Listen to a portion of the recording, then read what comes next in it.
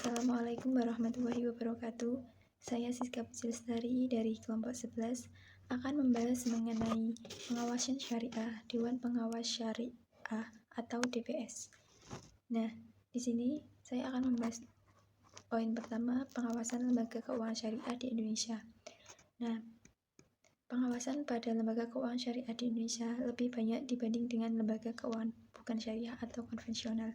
Nah, pengawasan sendiri merupakan elemen penting dalam manajemen untuk menjamin tujuan organisasi dan manajemen tercapai. Nah, pengawasan terhadap ketaatan syariah pada lembaga keuangan syariah atau LKS berperan terhadap struktur tata kelolanya, serta menjaga reputasinya sebagai lembaga keuangan yang berlandaskan Islam.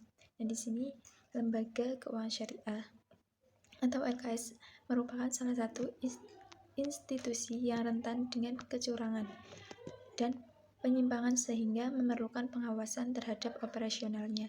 Nah, pengawasan syariah sendiri sejatinya berperan dalam menjalankan operasional LKS yang ada di Indonesia agar senantiasa selaras dengan prinsip syariah.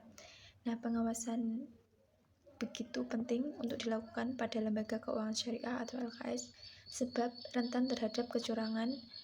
Kecurangan yang dimaksud di sini adalah perbuatan melawan hukum yang dilakukan oleh orang-orang dari dalam atau luar organisasi dengan maksud mendapatkan keuntungan pribadi atau kelompoknya yang secara tidak langsung merugikan pihak lain.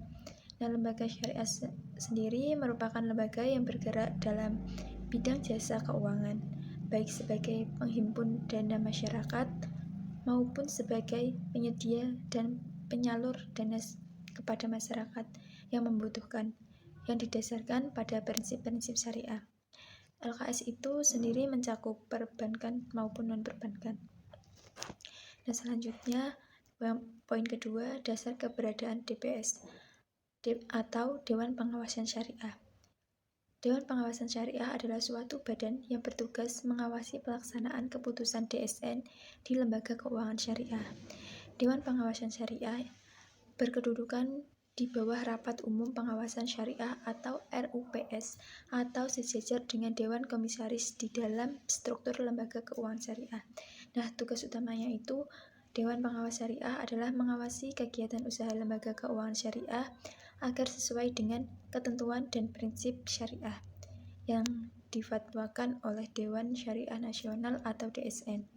Posisi Dewan Pengawas Syariah adalah wakil Dewan Syariah Nasional dalam mengawasi pelaksanaan fatwa-fatwa Dewan Syariah Nasional di lembaga keuangan syariah yang bersangkutan. Terkait dengan keberadaannya, DPS adalah badan independen yang wajib dibentuk di bank syariah dan bank umum atau konvensional yang memiliki UUS yang berdasarkan pada pasal 32 UU nomor 21 tahun 2008 tentang perbankan syariah, dan keberadaan DPS dalam pasal 32 UU perbankan syariah merupakan penegasan dan pengulangan terhadap ketentuan yang ada pada pasal 109 UU nomor 40 tahun 2007 tentang perseroan terbatas. Dengan demikian, keberadaan DPS mempunyai status hukum yang sangat kuat karena diatur dalam 2 UU sekaligus. Selanjutnya, poin ketiga, pedoman kerja DPS. Pedoman dan tata tertib kerja DPS ada beberapa. Yang pertama, struktur dan pengangkatan DPS dalam organisasi. Nah, dalam jumlah anggota DPS sendiri paling kurang ada 2 orang dan paling banyak 50% dari jumlah direksi bank. Nah, DPS sendiri dipimpin oleh seorang ketua yang ditunjuk dari salah satu anggota DPS. Dan setiap anggota DPS sendiri harus memenuhi persyaratan telah lulus penilaian. Dan yang kedua, tugas dan tanggung jawab DPS. DPS wajib melaksanakan tugas dan tanggung jawab sesuai dengan prinsip Corporate Governance atau GCG. Nah, DPS wajib memberikan nasihat dan saran kepada direksi serta mengawasi kegiatan bank agar sesuai dengan prinsip syariah. DPS juga harus wajib menilai dan memastikan pemenuhan prinsip syariah atas pedoman operasional dan produk yang dikeluarkan bank. Nah, poin ketiga, proses pengambilan keputusan. Nah, itu ada rapat DPS dan keputusan sirkular DPS. Dan yang keempat, aspek transparansi atau keterbukaan.